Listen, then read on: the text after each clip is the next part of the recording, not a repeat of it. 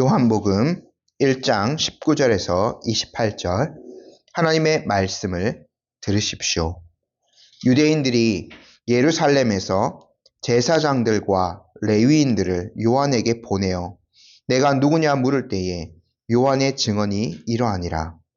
요한이 드러내어 말하고 숨기지 아니하니 드러내어 하는 말이 나는 그리스도가 아니라 한데 또 묻되 그러면 누구냐 내가 엘리야냐 이르되 나는 아니라 또 묻되 내가 그 선지자냐 대답하되 아니라 또 말하되 누구냐 우리를 보낸 이들에게 대답하게 하라 너는 내게 대하여 무엇이라 하느냐 이르되 나는 선지자 이사야의 말과 같이 주의 길을 곧게 하라고 광야에서 외치는 자의 소리로라 하니라. 그들은 바리새인들이 보낸 자라. 또 물어 이르되 내가 만일 그리스도도 아니요 엘리야도 아니요 그 선지자도 아닐진데 어찌하여 세례를 베푸느냐. 요한이 대답하되 나는 물로 세례를 베풀거니와 너희 가운데 너희가 알지 못하는 한 사람이 섰으니 곧 내 뒤에 오시는 그이라. 나는 그의 신발끈을 풀기도 감당하지 못하겠노라 하더라. 이 일은 요한이 세례 베풀던 곳 요단강 건너편 베다니에서 일어난 일이니라. 아멘. 저희가 지난 시간까지 요한복음의 서론적인 내용들을 다 살펴본 거거든요. 1장 1절부터 18절까지가 서론적인 어떤 내용들에 대해서 쭉 다 살펴봤는데 예수님의 제자 요한이 예수님에 대해서 증거한 것을 저희가 지난주에 한편 살펴보았죠. 예수님은 은혜와 진리가 충만하신 분이셨습니다. 왜냐하면 원래 하나님과 함께 계셨던 그 말씀이 육신이 되어서 우리 가운데 거하였기 때문이죠. 그 성육하신 예수님의 영광은 아버지의 영광과 동등한 것이었습니다. 세례 요한의 증언도 살펴봤는데 세례 요한이 증언한 내용의 핵심 1장 15절에서 증언한 핵심은 그겁니다. 예수님이 훌륭한 사람이었기 때문에 인간으로서 훌륭한 일들을 많이 했기 때문에 하나님처럼 여김을 받으신 것이 아니라 그분은 원래 하나님과 동등한 권세를 지니신 분이셨고 그 하나님의 아들로서 하나님과 본체이셨던 분이 육신을 입어 이 땅에 오신 것이었습니다. 그분은 은혜와 진리를 나누어 주시는 분이시죠. 율법을 사람들에게 전달하여 준 모세라 할지라도 하나님을 실제로 하나님의 영광을 실제로 보지는 못하였습니다.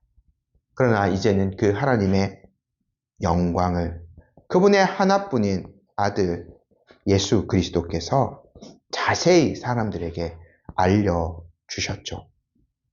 서론적인 증언이 이렇게 마무리되어지는데 이제 본격적으로 예수님께서 이 땅 가운데 그 성육신하신 말씀이신 예수님께서 어떻게 자신의 아버지가 되시는 하나님을 증언하는지가 이제 1장 19절부터 계속해서 펼쳐지게 됩니다. 그 이전에 예수님의 오실 길을 준비하였던 세례 요한의 사역이 좀 더 상세하게 제시되죠. 그리고 예수님을 알아보았던 그 세례 요한의 증언이 나타납니다. 세례 요한의 증언을 통하여서 예수님의 어떠한 존재이신지 어떠한 사역을 하셨는지가 이제 드러나게 되는 거죠. 저희가 여기서 조금 배경적인 것들 한 가지만 더 짚고 넘어가자면 왜 세례 요한이 이렇게 세례를 베풀고 있었고 왜 이 종교 지도자들 그 당시 바리새인이 보낸 거죠. 그 예루살렘에 있던 제사장들과 레위인이 요한에게 와서 이러한 신문 같은 걸 하느냐 하는 것들을 한번 생각해 볼 필요가 있겠죠.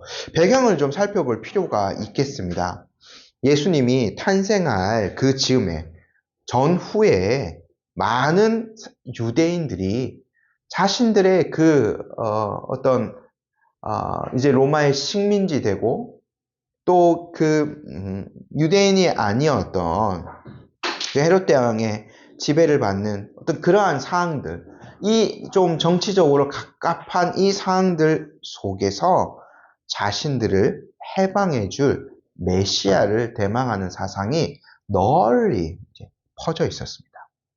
말라기로부터 이제 하나님의 말씀이 더 이상 전해지지 않는 것 같고 몇백 년의 시간이 흘렀죠. 자신들이 여러 그 사이 동안 엄청나게 많은 어떤 국제 정사의 변화로 말미암아 큰 어려움을 유대인들이 겪었어요. 그래서 이 즈음에서는 가장 메시아를 대망하는 사상이 널리 이제 퍼져 있었습니다. 그래서요, 예수님 탄생 즈음에서 자기가 메시아다, 자기를 따르라라고 하는 사람들도 막 나타나기 시작했습니다. 그런 사람들 중에 성경에 인물이 기록되어져 있는 사람들이 있습니다. 저희가 사도행전에서 봤는데, 사도행전에서 예수님의 제자를 사내들인 공회원들이 신문할 때에 그들을 일부러 변호한 것이 아니지만 객관적으로 그들을 판단하자라고 말한 사람이 있었습니다. 그 사람이 누구였냐면 사도 바울의 스승이었던 가말리엘이었죠. 그 가말리엘의 증언에 두 사람이 나옵니다. 먼저는 드다라는 사람이 있었습니다. 약 400명 정도 되는 사람이 그를 따랐다라고 가말리엘이 증언합니다. 그 후에 호적할 때, 이 호적이라는 것은 예수님이 태어나실 때쯤 해서 천하가 다 호적하라라고 명령이 내려졌죠. 로마 황제에 의해서. 그때의 그 호적 때문에 예수님이 자신의 육신의 아버지였던 요셉의 마을, 베들레헴에서 태어나시지 않았습니까? 그때쯤인 거죠. 그때쯤에 갈릴리의 유다라는 사람이 일어나서 백성을 꿰어 따르게 했다라고 가말리엘이 증언했습니다. 근데 두 사람 다 어떻게 되었느냐? 둘 다 잡혀서 죽자마자 두 사람을 따르던 모든 무리들이 그냥 눈 녹듯 사라져 버렸던 거죠.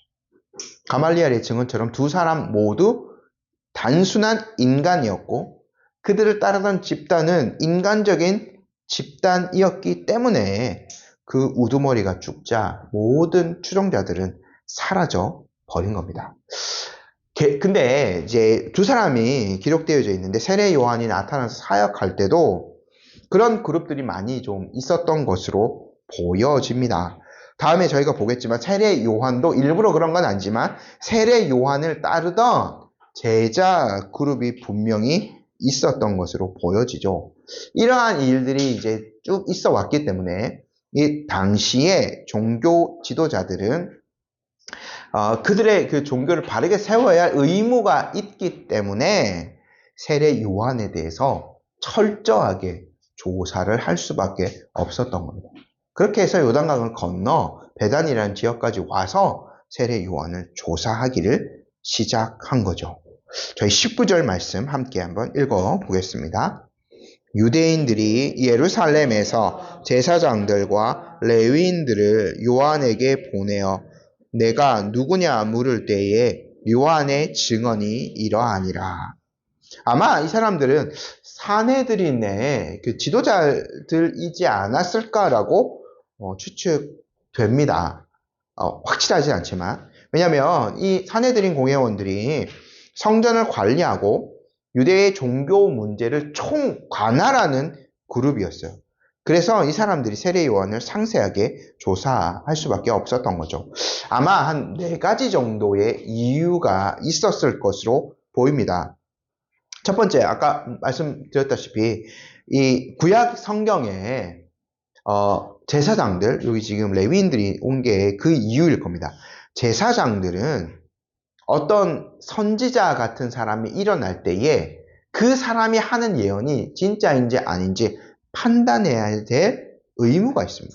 그 가르침을 확인해서 정말 하나님의 가르침인지를 분별해 줘야 합니다. 아니면 우후죽순으로 그렇게 내가 하나님의 계시를 받았다, 내가 꿈에서 무엇인가를 들었다 하면서 자기를 따르게 할 그런 사람들이 많이 생기기 때문인 거죠. 이걸 레위인들이 하는 건데, 제사장들이 하는 건데, 제가 신명기 13장 3절 말씀을 한번 읽어드릴게요.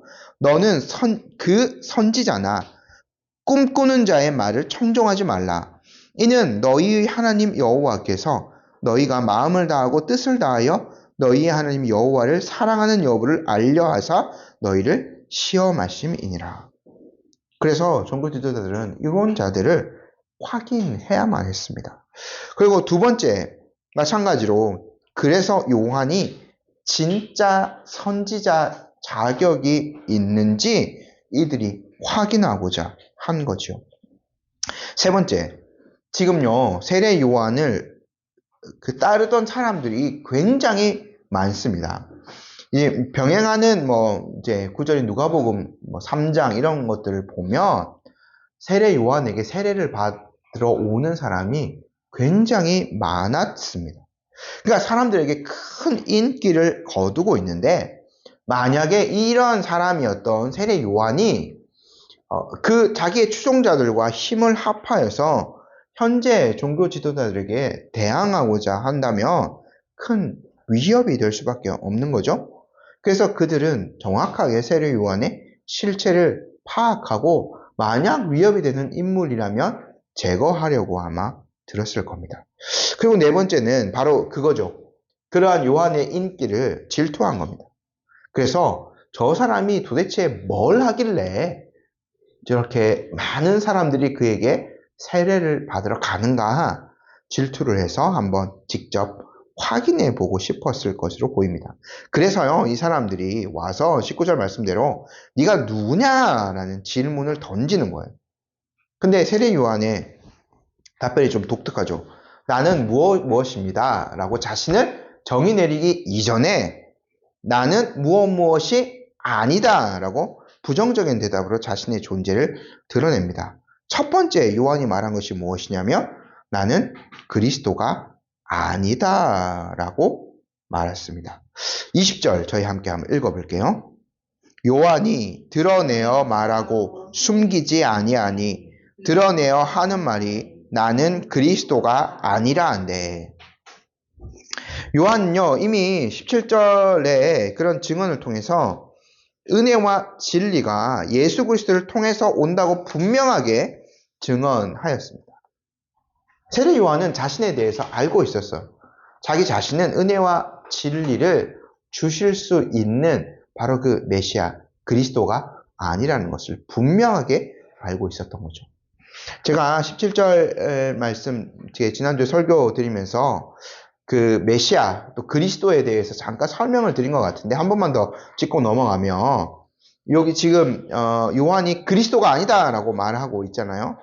이 그리스도는 구약의 메시아와 동일한 단어라고 보면 되겠습니다. 헬라어로 표현하면 이제 그리스도인 거죠. 기름 부음 받은 자라는 뜻입니다. 근데 이 단어는 헬라어 기름을 붓다라는 헬라어 크리오에서 나왔습니다. 그래서 헬라어는 크리스토스라고 이제 표현하죠. 우리 말로는 그리스도라고 되어 있고요. 요한은 내가 그런 구약에 예언한 메시아, 지금 사람들이 대망하는 그 그리스도는 결코 아닙니다 라고 명백하게 드러내놓고 말합니다. 먼저 뭘 하는 거냐면 그 지금 자기를 신문하러 온 그들이 오해할 만하고 또 자기를 따르던 많은 사람들이 오해할 만한 내용에 대해서 명백하게 밝혀준 거죠. 그러면 이 세례 요한의 실체에 대해서 파악하러 온 사람들은 그러면 이 그리스도가 아니라면 세례 요한 이 사람이 구약에서 예언하였던 이 종말의 때와 관련해서 자주 언급되는 그러한 인물이 아닐까라고 생각했던 모양입니다. 그래서요, 재차 질문을 던지죠. 21절 말씀 함께 한번 읽어볼게요. 또 묻되 그러면 누구냐? 내가 엘리야냐? 이르되 나는 아니라. 또 묻되 내가 그 선지자냐?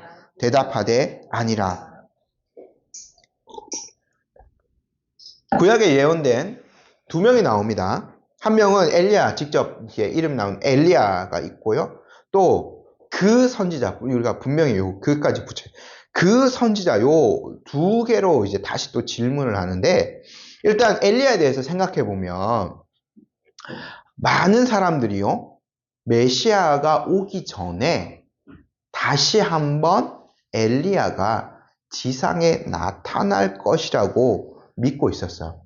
왜냐하면 구약에서 죽음을 보지 않고 하늘로 들려온 사람, 일단 창세기에 에녹이 있죠. 그리고 엘리야가 있습니다. 두 사람이 있습니다. 그래서 말라기 4장 5절 말씀, 그러니까 이렇습니다. 보라, 여호와의 크고 두려운 날, 이게 종말이죠. 두려운 날이 이르기 전에 내가 선지자 엘리야를 너희에게 보내리니 라는 예언의 말씀이 있습니다. 이것이 거의 구약의 가장 끝에쯤에 위치한 그 예언의 말씀입니다.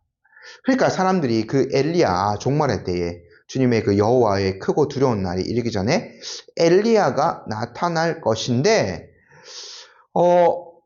그럼 이 세례 요한이 바로 그 사람인가? 라고 생각을 했던 거죠. 실제로 예수님의 사역 당시에도요, 쭉 계속해서 사역하고 계실 때 중반쯤에 예수님이 가이사랴 빌립보에서 제자들에게 물으신 적이 있잖아요. 사람들이 나를 누구라 하더냐라고 제자들에게 물으셨을 때 제자들이 사람들의 반응을 먼저 일러드리죠. 그래서 이렇게 얘기합니다. 이르되 더러는 세례 요한, 더러는 엘리야, 어떤 이는 예레미야나 선지자 중에 하나라 하나이다 라고요. 그러니까 여기서 엘리야라고 나온 것은 그때까지 예수님 이 세례 요한이 이미 죽고 난 다음이지만 그때까지도 사람들이 이 엘리야가 그 종말의 때를 알리는 그 선지자여서 다시 이 세상에 나타난다 하는 그 믿음들을 붙들고 있었다는 것을 이제 나타내 보여주는 거죠. 그리고 또 저희가 이 세례 요한의 외형만을 보면 흡사 엘리야랑 거의 동일합니다. 마태복음 3장 4절에 요한에 대해서 이렇게 묘사했습니다. 이 요한은 세례 요한이죠. 낙타 털옷을 입고 허리에 가죽띠를 띠고 음식은 메뚜기와 석청이었더라. 굉장히 좀 독특하게 살아가는 거죠. 낙타 털옷 입고 허리에 가죽띠를 띠고 음식은 메뚜기와 석청만 먹는 거예요. 그러니까 소박하고 아주 단순하고 광야에서 이런 삶을 살았던 거죠. 근데 구약의 엘리야가 그랬거든요. 엘리야 한번 읽어드릴게요. 11개 하 1장 8절입니다. 그들이 그에게 대답하되 그는 털이 많은 사람인데 허리에 가죽띠를 띄었더이다 하니 왕이 이르되 그는 디셉 사람 엘리야로다.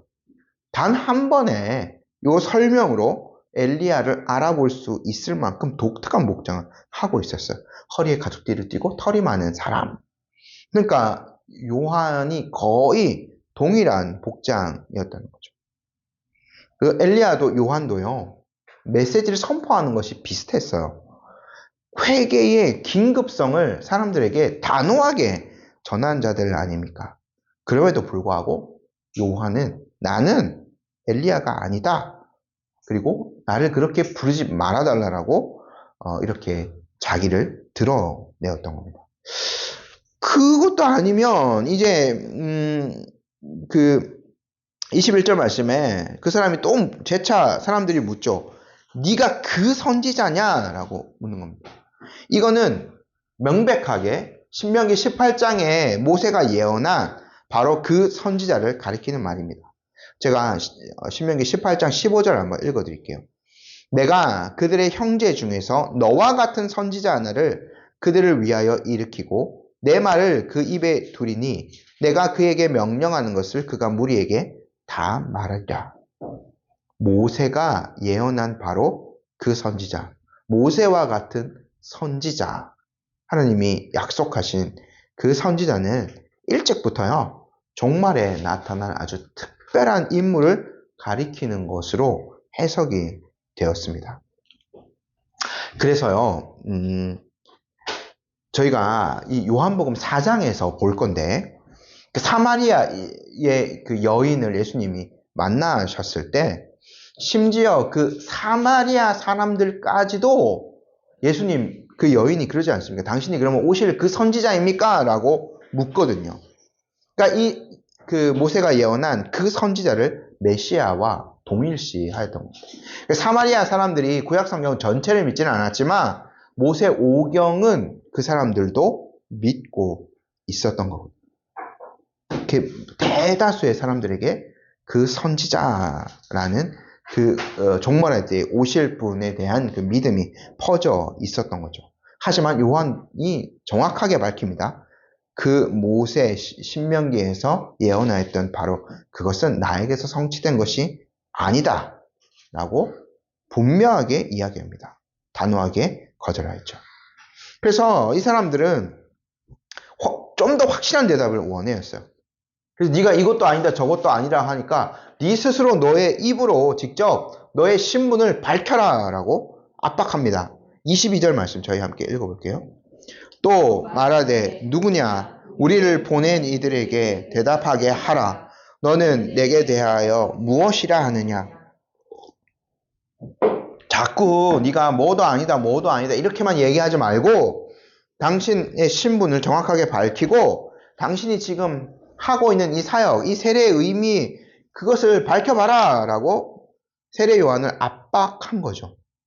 그래서요 세례 요한은 이제 자기 자신에 대해서 정확하게 설명합니다. 저희 23절 말씀 계속 한번 읽어볼게요. 이르되 나는 선지자 이사야의 말과 같이 주의 길을 곧게 하라고 광야에서 외치는 자의 소리로라 아니라. 요한은요 지금 사람들이 대망하고 있는 종말론적인 어떤 존재가 아님을 밝혔습니다. 그리고 자신은요 구약의 예언 중에 일정한 부분의 성취로서 지금 사역하고 있다는 것을 밝힙니다. 그것은 이사야 선지자의 예언이었죠. 지금 세례 요한이 얘기하고 있는 것은 이사야 40장 3절에 나오는 바로 그 말씀입니다. 제가 한번 읽어드릴게요. 이사야 40장 3절입니다. 외치는 자의 소리여 이르되 너는 광야에서 여호와의 길을 예비하라. 사막에서 우리 하나님의 대로를 평탄하게 하라. 자기는 요 예언의 성취로서 그런 광야에서 외치는 소리와 같다라고 밝힙니다. 우리가 소리에 대해서 할 때 제가 지금 이제 저의 그 소리를 듣고 계시죠. 근데 이 소리는 볼 수도 없고 오직 그 파동에 의해서 우리 귀에 들리기만 할 뿐입니다. 지금 세례 요한이 표현하고 있는 건 뭐냐면 여호와의 길을 예비하는. 그러니까 우리가 왕의 행차를 한번 생각해보면 우리나라도 그렇고 예전에 뭐 이런 로마도 그렇고 왕이 행차할 때는 그냥 왕이 갑자기 짠 나타나지 않죠. 그 앞에 서서 큰 소리로 외치는 자가 있습니다.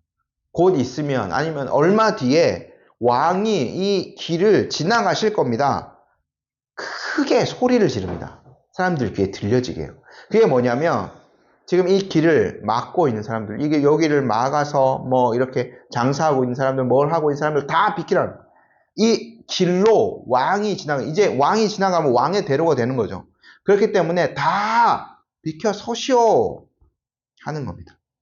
그가 이 외치는 자의 소리가 먼저 지나가야 길이 정비되어지고 왕이 그 도로를 따라서 편하게 갈 수 있는 거죠. 그래서요, 그 외치는 자의 소리 같은 사람이 먼저 나타나면 사람들은요, 그 소리를 말하는 그 사람 자체에 대해서는 전혀 관심을 두지 않아요. 그 사람이 뭐 어떤 지위에 있든 뭐 분명히 그 뭐 높은 지위에 있을 수도 있지만 그러나 그 사람에게 있어서 중요한 거는 소리인 거죠. 사람들도 그 사람이 말하는 소리에 대해서 관심이 있는 겁니다. 왕이 오신다라는 소리가 중요할 뿐인 거죠. 세례요한은 내가 그런 소리 같은 자이다 라고 증언합니다. 뒤에 왕이 오실 건데 그분께서 행차할 길을 편하게 하는 자라고 자신을 밝히고 있는 거죠. 세례 요한을 이렇게 추궁하던 자들은 24절 보면 바리새인들이 보낸 자들이었습니다. 이 바리새인들은 이제 뒤에 이어서 예수님의 사역 동안 늘 예수님과 부딪혔던 그런 그룹이죠. 아니면 이 사람들을 보면 객관적으로 보면 이 사람들은 율법의 아주 상세한 부분까지 지키는데 아주 세심한 주의를 기울인 사람들입니다. 그 차원에서 이제 요한의 세례를 주목했을지도 모르죠. 그 세례 요한의 사역이 구약의 예언과는 어떠한 관련이 있는가? 그리고 그 세례를 베푸는 일이 성경적으로 어떠한 정당성을 가지고 있는가? 이런 거에 대해서 관심이 깊었던 것 같아요. 그래서 요한에게 한 번 더 마지막으로 질문을 던지는 거죠. 25절 말씀 함께 한번 읽어봅시다. 또 물어 이르되 그리스도도 아니요 엘리야도 아니요 그 선지자도 아닐진데 어찌하여 세례를 베푸느냐. 당시에요, 세례를 베푸는 의식이 좀 퍼져 있었던 것 같습니다. 근데 이거는 특별히 이방인들이 유대교로 개종할 때에 그 입문 의식으로 세례를 받았다고 전해져요. 근데 지금 이 베다니에서 베풀고 있는 요한의 세례는 개종자들을 위한 세례가 아니었죠. 심지어 예수님까지 세례 요한에게 세례를 받지 않았습니까? 그러니까 요한은 회개의 세례를 베푼 거예요. 세례 요한이요, 우리 요한복음에는 반복적으로 아마 기록할 필요가 없어서 그럴 건데, 물로 세례를 베풀기 전에 설교한 내용에 대해서 누가복음 3장 같은데 좀 상세하게 기록되어져 있는데, 제가 3장 8절만 읽어드릴게요. 누가복음입니다. 그러므로 회개에 합당한 열매를 맺고 속으로 아브라함이 우리 조상이라고 말하지 말라. 내가 너희에게 이르노니 하나님이 능히 이 돌들로도 아브라함의 자손이 되게 하시리라. 이런 내용의 그 설교를 했습니다. 회개의 세례를 주는 것과 동시에. 그러니까 이 세례 요한은 많은 이스라엘 백성들이 단순히 아브라함의 혈통인 것 자랑하지 말고 참되게 회개하고 열매를 맺고 하나님의 백성다운 증거를 보이라라는 그 선포를 한 거죠. 그 의미로 죄사함의 그 세례를 베푼 겁니다. 수많은 사람들이 그 메시지에 감화를 받아서 세례를 받습니다. 예수님이 오실 길을 이렇게 세례 요한이 준비한 거죠. 하지만 요한이 25절에서 계속해서 이제 26절부터 말하고 있는 것이 뭐냐면, 요한의 자기의 그 세례는 참된 회개에 대한 징표일 뿐이다라는 거죠. 그러니까 자기가 세례 주는 그 자체가 궁극적인 목적이 아니었다는 거죠. 단순히 사람들이 죄를 회개하고 새로운 삶을 결단하는 것으로 하나님의 백성이 될 수 있을까? 우리 이렇게도 볼 수 있겠습니다만, 진정한 회개는요, 죄에서 돌이키는 것과 함께 올바른 방향으로 나아가는 것까지가 포함됩니다. 죄에서 돌이켜서 하나님께로 나아가는 것이요. 근데 그 하나님께로 나아가기 위해서 인간이 스스로의 노력으로 나아갈 수도 있느냐? 하나님이 정하신 방법은 그게 아니죠. 꼭 중보자를 통해서만 하나님께로 나아갈 수 있는 거예요. 구약에 제사장이 있고 제사 제도가 있고 한 것은 바로 그것을 알려주신 거죠. 그래서 요한은 자기의 세례보다 더 중요한 분, 오실 바로 그분에 대한 증언을 계속해서 덧붙이는 겁니다. 26, 27절 말씀 함께 한번 읽어볼게요. 요한이 대답하되 나는 물로 세례를 베풀거니와 너희 가운데 너희가 알지 못하는 한 사람이 섰으니 곧 내 뒤에 오시는 그이라. 나는 그의 신발끈을 풀기도 감당하지 못하겠노라 하더라. 요한은 자신의 세례의 불충분함도 알고 있었던 거예요.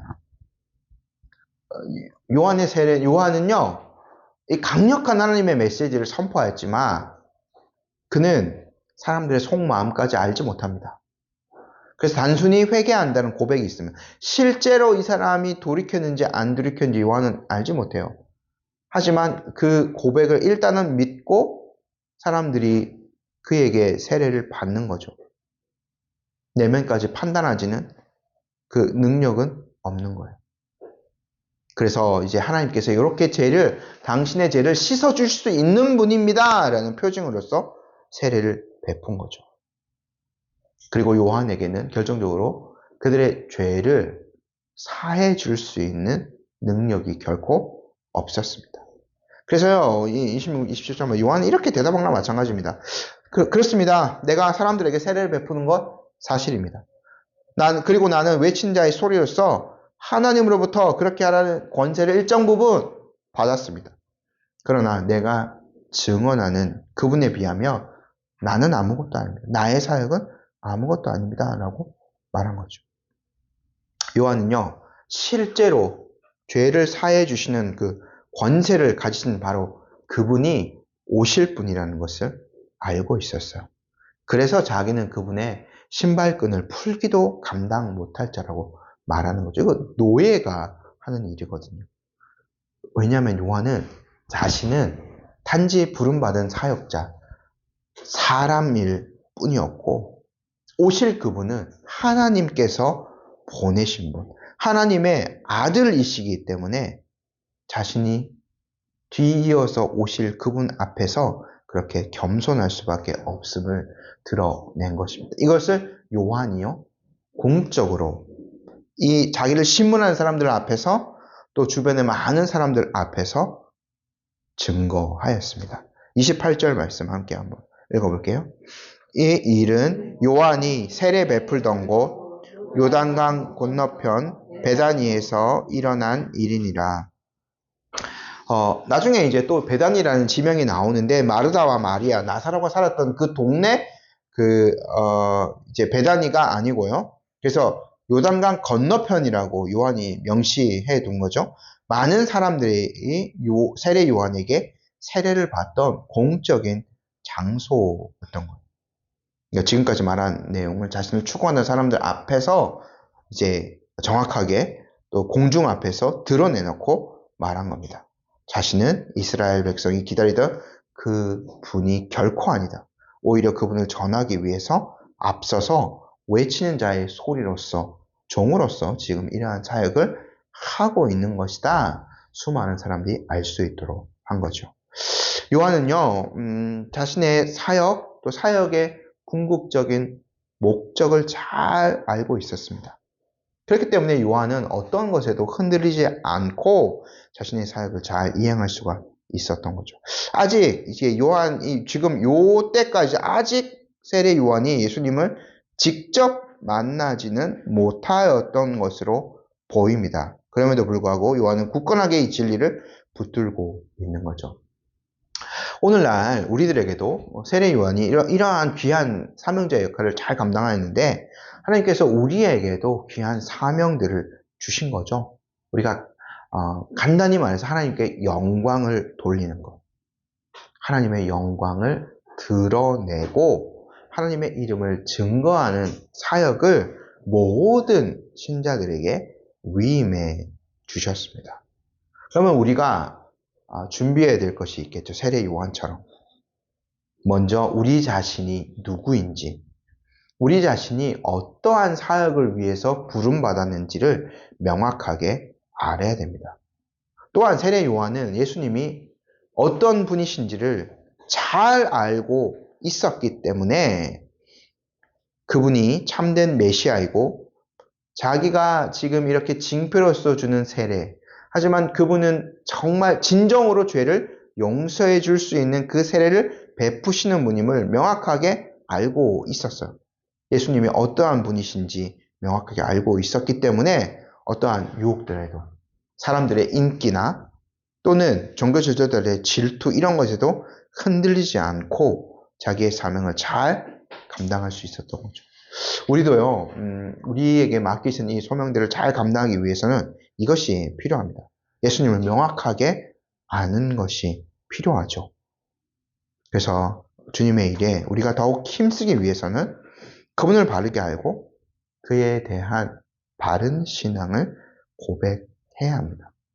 그것을 통해서 어떠한 것에도 흔들리지 않는 용기가 나올 수 있는 거죠.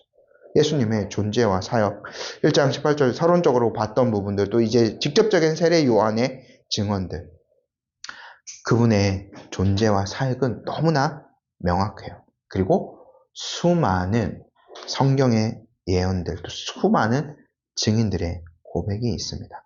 그래서 우리가 흔들리지 않고 묵묵하게 주님께서 주신 이 귀한 길들을 함께 갈 수 있었으면 좋겠습니다.